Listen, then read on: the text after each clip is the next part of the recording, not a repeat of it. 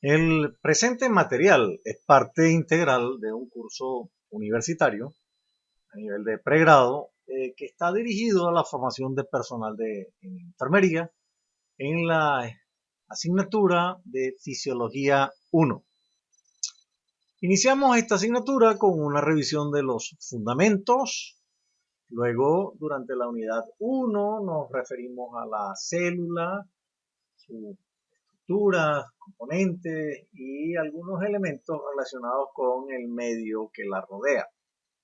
En la unidad 2 hicimos una revisión, naturalmente que a nivel muy básico, acerca de la neurofisiología. Y en la presente unidad, la unidad 3, que se refiere a la fisiología digestiva, ya en el primer módulo cubrimos lo relacionado con algunos aspectos morfológicos, anatómicos, estructurales, y desde el punto de vista funcional, a aquellos procesos que ocurren antes de la absorción de los nutrientes, de los alimentos y bebidas. En el módulo 2 ya nos referimos a los órganos accesorios. En realidad dejamos por fuera los músculos masticatorios, los dientes, la lengua, la glándula salival y nos limitamos a considerar solo al hígado, la vesícula biliar, el páncreas en aras de la brevedad. En este módulo, el módulo 3, entonces nos ocuparemos del control neurológico y el control endocrino o paracrino. Entonces, nuestra tarea va a ser concentrarnos inicialmente en la función gástrica, luego la intestinal, el pancreático y la biliar. Hay un mecanismo de control a nivel del estómago que son intrínsecos, que no requieren de influencia externa alguna, sea neurológica o sea endocrina. Específicamente en términos de lo que se refiere con la motilidad gástrica, hay unas tales células marcapasos, mayormente en la curvatura mayor del estómago, que son capaces de sensar distensión del órgano y en función de eso disparan unas respuestas que inciden sobre el peristaltismo gástrico. También ocurre con la secreción. ¿Y sobre secreción de qué? Bueno, la secreción del jugo gástrico, del pepsinógeno, de la gastrina, de la histamina y de la somatostatina. Todas son secreciones que ocurren a nivel del estómago. ¿Y quiénes segregan eso? Bueno, estas estructuras histológicas que se listan en la columna de la derecha. Estamos hablando de las células parietales principales, la célula G, las enterocromafines y la célula D.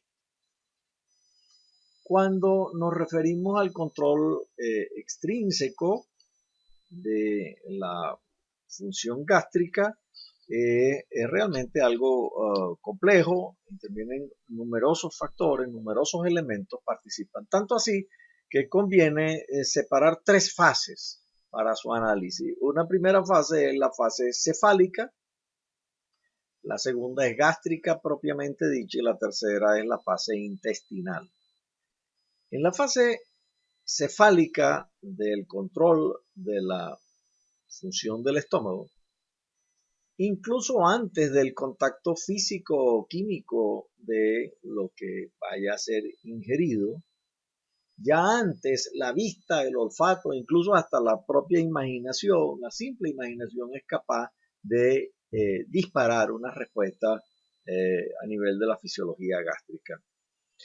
El célebre experimento del ruso Pavlov tomaba a un perro, un animal de laboratorio, lo ponía en ayunas y lo confinaba en sus movimientos y lo exponía puntualmente a un estímulo, bien sea visual, por ejemplo, le prendía una luz, o un estímulo auditivo, le sonaba un timbre o una campana, y asociaba eso inmediatamente con que le ponía comida al animal, que repito, estaba en ayuno.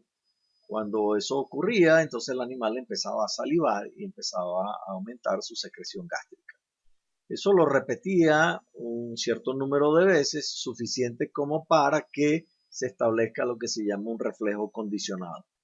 Hay un momento en que en este mismo perro, cuando se le prende la luz o se le suena la campana o el timbre, según haya sido condicionado, él va a suponer que eso viene inmediatamente la comida, pero en este caso no se le pone la comida, sino nada más se le presenta el estímulo y el animal empieza a salivar y empieza a fabricar jugo gástrico. Esto nos habla del efecto que puede tener la vista, el olfato o incluso la imaginación sobre la fisiología del estómago. La visión de este par de imágenes podría en una persona empezar a salivar o a aumentar la motilidad o la secreción a nivel del estómago. Cuando ya nos vamos a los elementos extrínsecos a distancia que pueden incidir sobre la función del estómago, un factor determinante ahí de primer orden es la influencia del décimo par craneal, que como ustedes recordarán tiene su núcleo a nivel del tallo cerebral. El vago, el nervio vago, el décimo par, es capaz de estimular al estómago, bien sea directa o indirectamente. Comenzamos a considerar la variante indirecta porque es realmente la predominante. La forma como eso opera es que cuando viene una eferencia por el vago, va a estimular a las células G para que segreguen gastrina. La gastrina pasa a la sangre y se comporta, si fuese a distancia, hablaríamos de una acción de endocrina. La convención es que pasa a la sangre, pero su efecto, su órgano target está ahí mismo, está en la inmediación de donde fue secretado. Entonces, la convención es que no se habla de endocrino, sino de paracrino. En un efecto paracrino, la gastrina va a estimular, en este caso, a las células enterocromafines para que liberen histamina. Y finalmente la cascada concluye cuando la histamina va a estimular a las células parietales para que produzcan el ácido clorhídrico. Y si la acción no es a nivel de las células parietales, sino a nivel de las células principales, lo que va a ocurrir no es que es lo que se libera el ácido clorhídrico, sino las enzimas proteolíticas, en este caso el pepsinógeno. Efecto, una característica que tiene esta fase cefálica que termina su influencia a los 20, 25, máximo 30 minutos de una comida y ahí deja de tener influencia de esos componentes cefálicos.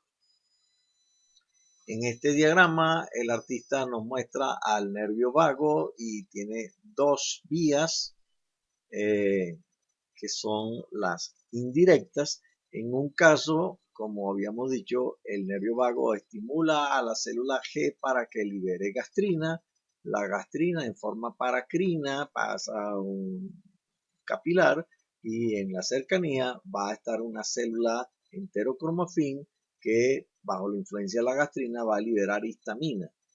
Nuevamente en forma paracrina, viajando por un capilar, va la histamina finalmente a estimular a la célula parietal para que libere ácido clorhídrico. Hay una forma en donde se hace un bypass de la célula G, sino el nervio estimula directamente a la célula cromafín y el artista pues omitió en su diagrama uno y lo omitió porque realmente el efecto es muy menor, es muy secundario, en donde el nervio directamente el vago estimularía a la célula parietal para que fabrique ácido clorhídrico. Ok, hablemos ahora de la fase gástrica del control de la fisiología del estómago. Cuando aquello que fue succionado, fue ingerido, fue masticado y finalmente deglutido, va a pasar por un segmento del tubo digestivo que tiene un rol bastante pasivo, comunica la hipofaringe con el estómago y su aporte ciertamente que no es digestivo, no hay nada enzimático que ocurra ahí. Hay un peristaltismo que hace que avance y hay algo de lubricación con moco, pero no va a ser mayor cosa. Recordemos que no hay tal cosa como un esfínter a nivel del cardia, lo que hay es una unión cardioesofágica que tiene una suerte de mecanismo valvular, más o menos imperfecto, y cuando se abre ese mecanismo valvular, lo que viene bajando, que espera ser digerido, va a caer en el estómago. Ese bolo alimenticio, al llegar al estómago, ya empieza a ser sensado y a disparar algún tipo de respuesta. ¿Qué es lo que se sensa? Bueno, dos cosas. Hay una cuestión física. La pared del estómago se distiende y eso lo registran unos sensores. Y hay un elemento químico que se registra, que es la naturaleza de lo que se ingirió, de lo que se bebió, qué es lo que viene entrando. Eso se registra y dispara algún tipo de respuesta.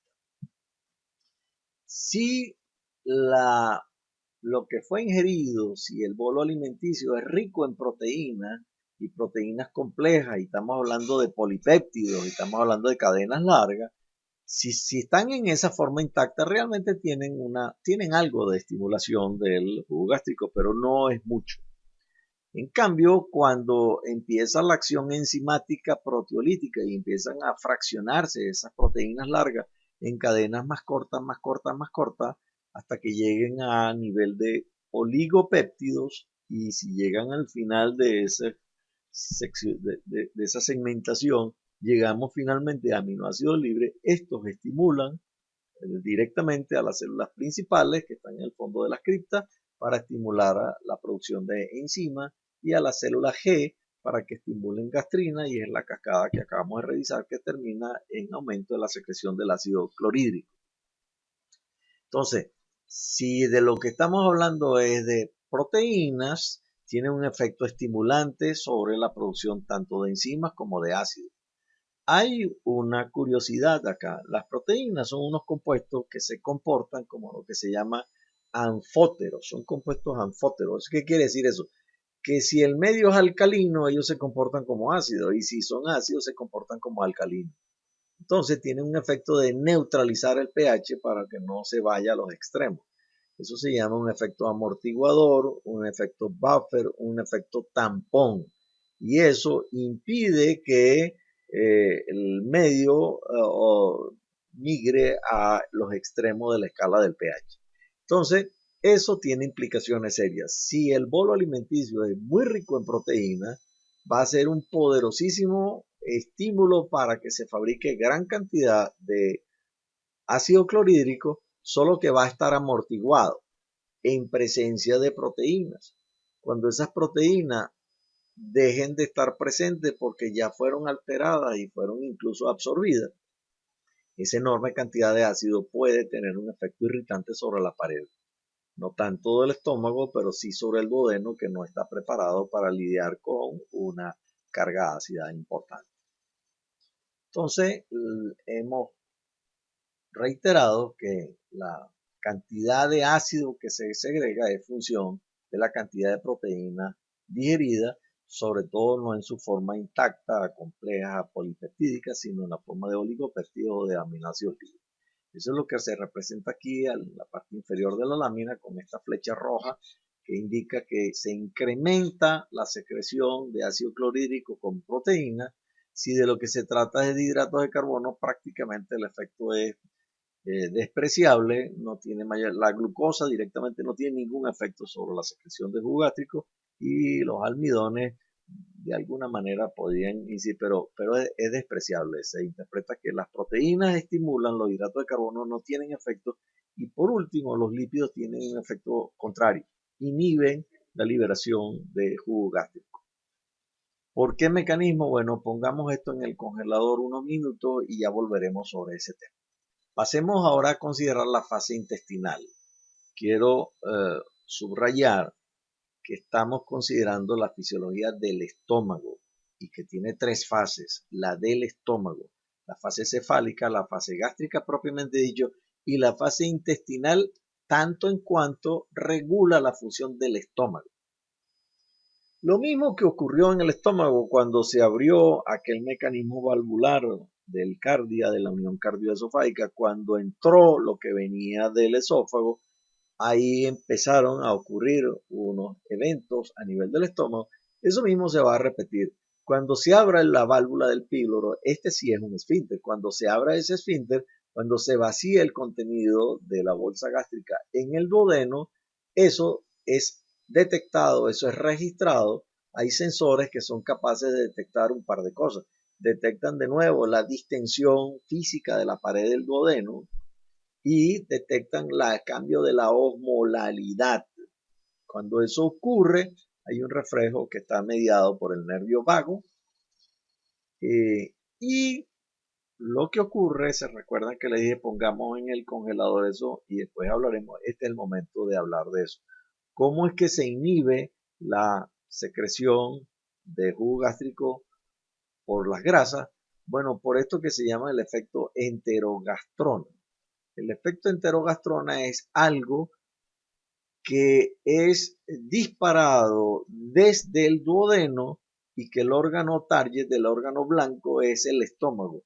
Esto que dispara el duodeno hace que el estómago se inhiba en su función tanto secretoria como motora.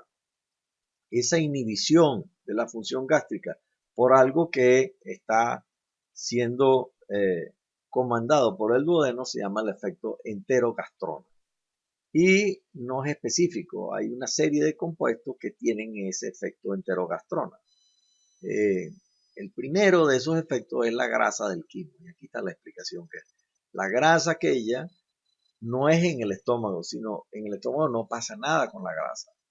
Pero cuando la grasa llega al duodeno, el duodeno le dice al estómago que disminuya su secreción de ácido clorhídrico y de enzimas. La grasa que viene del contenido gástrico, pero que es detectada en el duodeno y el efecto enterogastrona inhibe a la función gástrica. Este péptido insulinotrópico dependiente de la glucosa también tiene ese efecto inhibitorio sobre la función gástrica. La somatostatina, que es segregada, entre otros, por el duodeno, es capaz de inhibir la secreción gástrica. La colecistoquinina y por último, este péptido parecido al glucagón secretado por el ilio. Todos esos compuestos tienen efecto enterogastrónico. Pasemos a considerar un tema muy interesante. Se trata del cuarto sistema nervioso. Ustedes se recordarán que en su momento, cuando revisamos en la unidad 2 la neurofisiología básica, hablábamos en primer lugar del sistema nervioso central. Luego hablamos del sistema nervioso periférico y después más adelante hablamos del sistema nervioso autonómico, el simpático y el parasimpático. Bueno, este es el cuarto sistema, el sistema nervioso entérico. Este sistema está totalmente confinado a la pared de las vísceras huecas. Estamos hablando de que son cuerpos neuronales que son intramurales, están dentro del muro, dentro de la pared.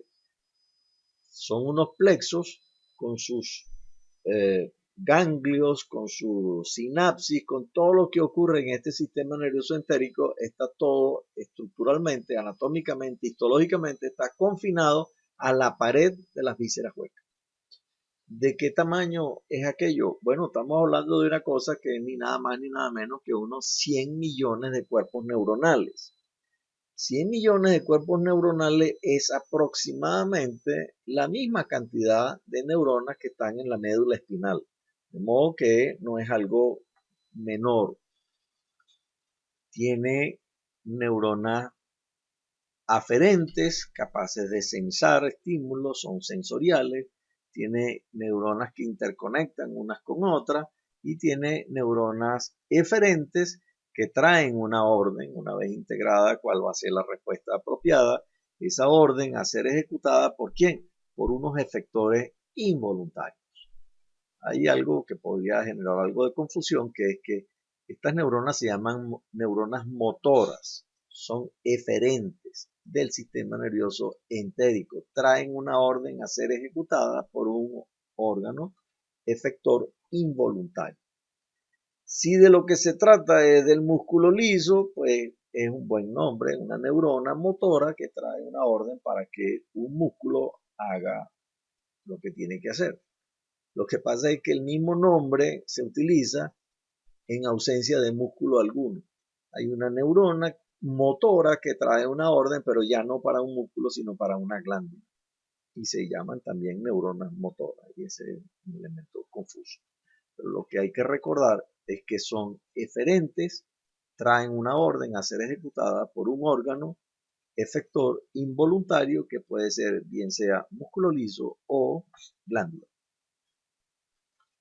Al igual que ocurre con el sistema nervioso central y con el periférico, hay células de sostén, las glías, y las glías del sistema nervioso entérico para todos los efectos son los astrocitos que habíamos visto en el sistema nervioso central.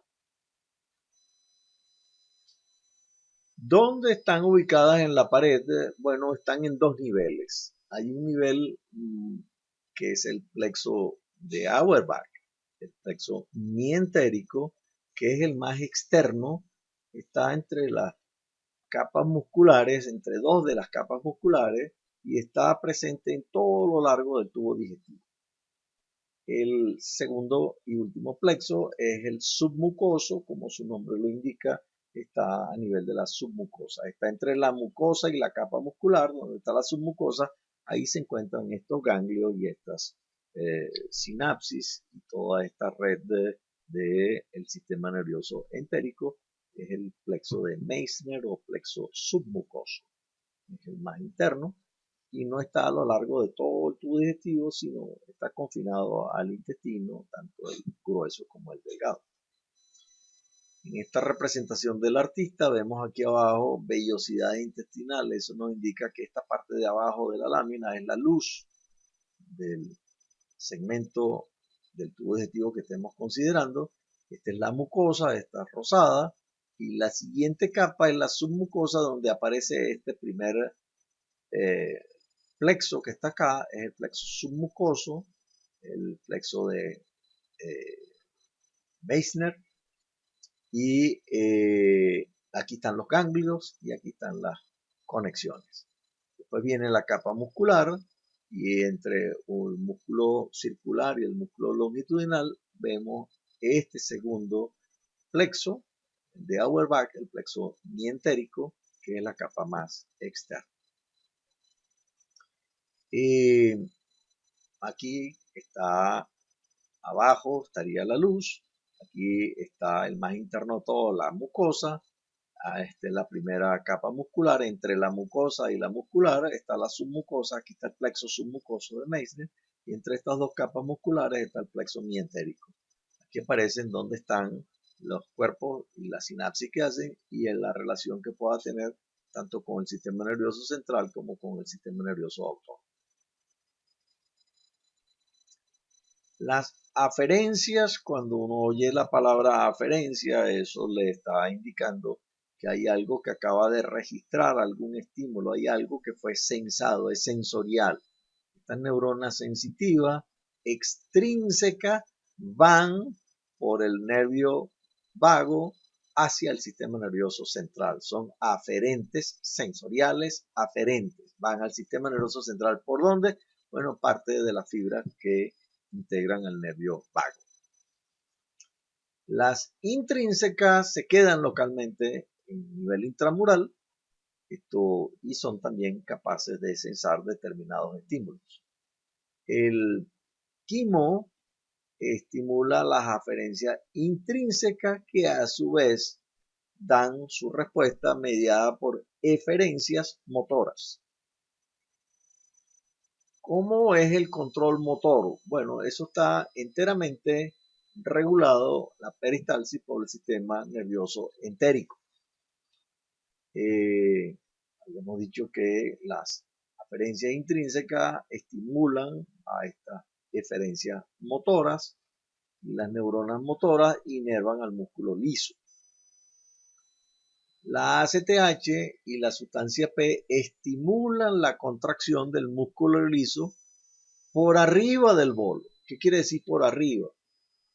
Por arriba en este caso es retrógrado, inmediatamente por detrás del bolo en el sitio donde esté, del quimo en el sitio donde esté, inmediatamente por detrás hay una contracción mediada por la acetilcolina y la sustancia P.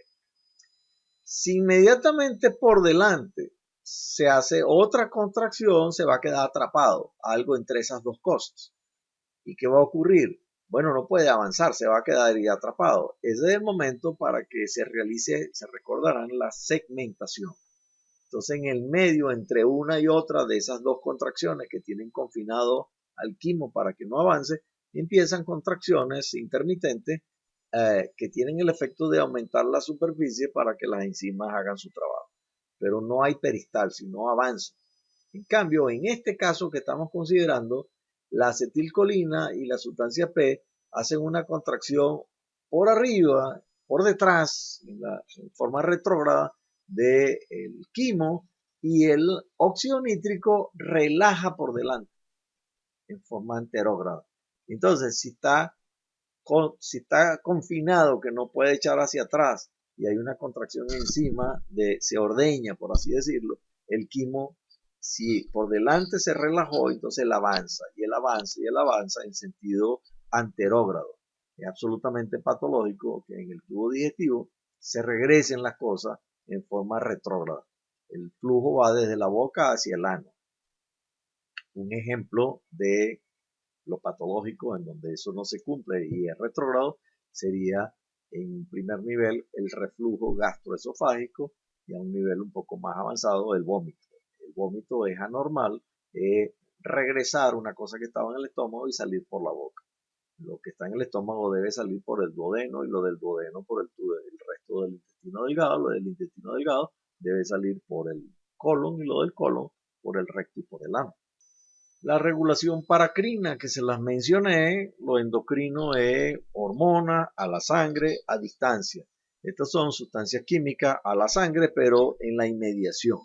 ¿Y qué sustancias estamos hablando? Bueno, la 5-hidroxitriptamina, que nosotros revisamos como neurotransmisor en su momento, la serotonina, en respuesta a algunos estímulos presores o químicos, estimula aferencia, es sensada por aferencia intrínsecas que hacen sinapsis con estas neuronas motoras, son eferencias, produce contracciones y a nivel de las criptas hay mayor secreción de sal y agua que es vertida hacia la luz del segmento de turno.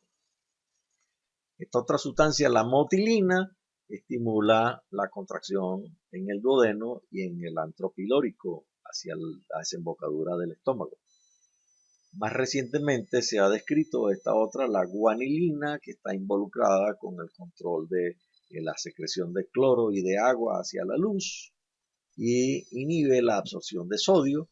Y la última de ellas, la uroguanilina, que está en estudio y todo apunta a que está relacionado, está vinculado con el control de la eliminación de sodio en la orina. Hay unos reflejos que debemos considerar en el tubo digestivo que se controlan localmente por medio del sistema nervioso entérico y por estos reguladores paracrinos, sustancias químicas que se vierten a la sangre pero que el efector está en la inmediación.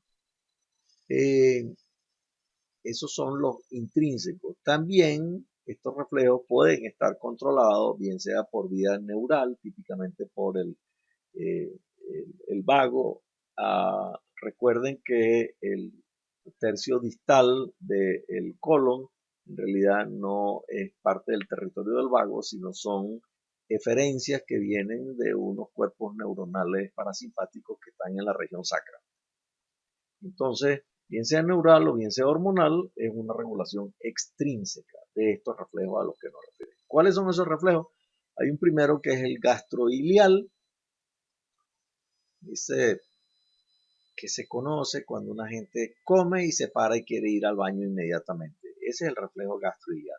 Cuando aumenta la actividad gástrica, se promueve un movimiento del quimo a través de la unión entre el último segmento del intestino delgado, que es el ilion, y ahí hay un mecanismo valvular para entrar, eso vacía en el ciego, que es la porción más proximal del colon, el intestino grueso.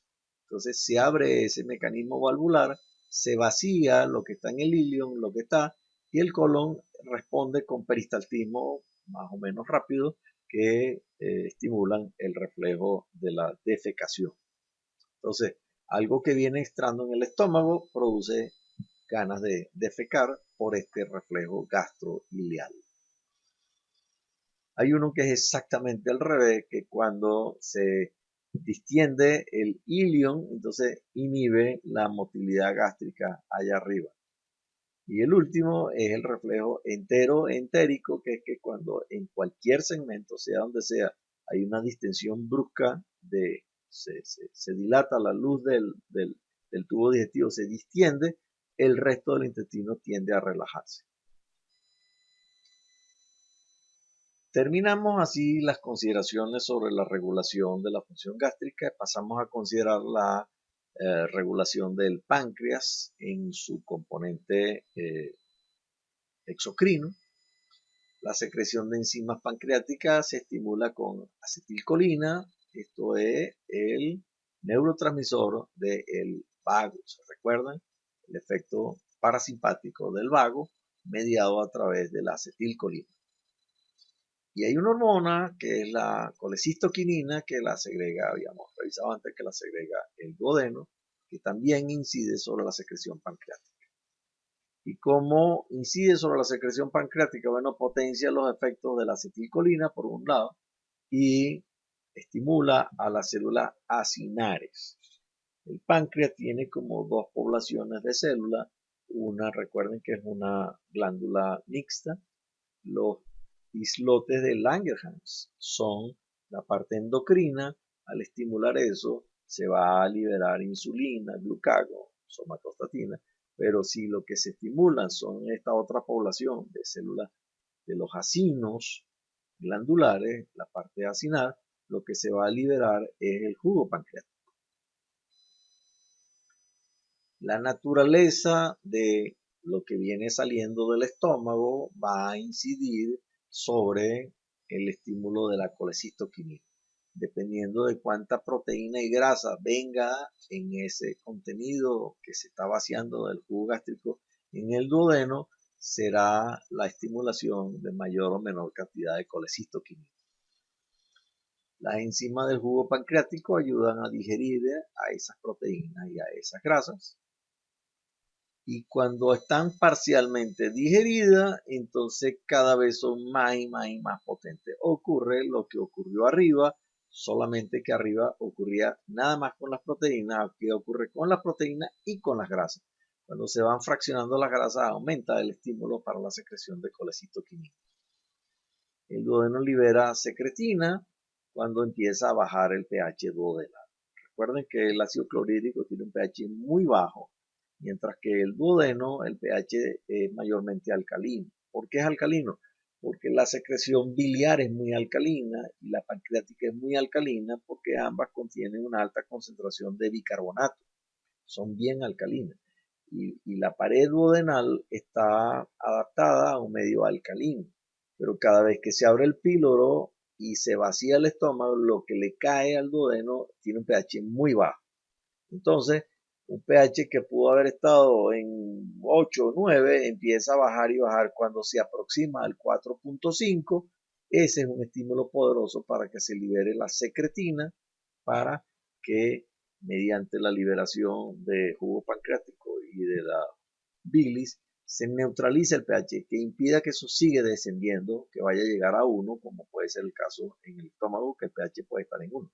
Aquí empezó en 8, baja a 7, 6, 5, cuando va por 4,5 se libera secretina y la secretina sube la liberación de algo que contiene mucho bicarbonato y va a neutralizar ese pH para que no siga bajando.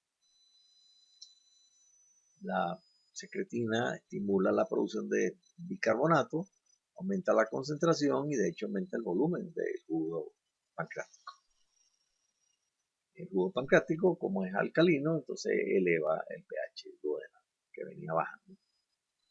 La última de las consideraciones nuestras es la regulación de la bilis. Ustedes se acordarán que en el hígado los hepatocitos van produciendo bilis 24 horas al día, de día y de noche, la producción de bilis es continua. Y eso migra por unos canalículos biliares. Hay un árbol intrahepático y hay uno extrahepático. El conducto hepático, el derecho y el izquierdo, que confluyen en el hepático principal, que en el cístico va y se almacena esa bilis que viene siendo producida en forma continua, se almacena en la vesícula biliar. ¿Por qué? Porque la bilis se utiliza no en forma continua, se produce en forma continua, pero se utiliza en forma intermitente, que es en el periodo postprandial, cuando uno está haciendo la digestión de lo que ha comido. Entonces, en el interín se almacena en la vesícula esta secreción continua de bilis por parte del hígado.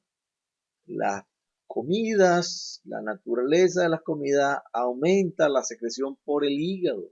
No estoy hablando de que se libere, estoy hablando de que se fabrique nueva bilis. Más bilis es estimulada por la comida. La secretina que hemos estado hablando es capaz de estimular, aumentar la concentración de bicarbonato y aumentar el volumen de bilis en la vesícula biliar. Y los ácidos biliares, que son parte de la composición de la bilis, una vez que la vesícula se vacía su contenido a través del conducto cístico, de ahí pasa al colédoco. Inmediatamente antes de llegar al duodeno, a la luz del duodeno, se le une la secreción que viene del páncreas. Ahí hay una ampolla de váter, está el esfínter de Oddi. Cuando eso se abra y se vacíe en el duodeno, ya los ácidos biliares estarán del lado afuera del individuo, están en la luz intestinal. Entonces se mezclan con los alimentos, con lo que fue comido y bebido, y va a experimentar la digestión y la absorción. En algún momento esos mismos ácidos biliares son reabsorbidos, pasan a los capilares y estos capilares eventualmente son tributarios de la vena porta. Eso va a entrar de nuevo en el hígado y el 90% de lo que fue fabricado en el hígado y liberado hacia la luz intestinal eventualmente vuelve otra vez al hígado por la circulación enterohepática, y esos ácidos biliares estimulan la secreción de bilis. La contracción de la vesícula biliar se genera mediante un reflejo neural al llegar al quimo al duodeno, y la colecistoquinina estimula la contracción de la vesícula biliar. Con esto damos por concluido el presente módulo.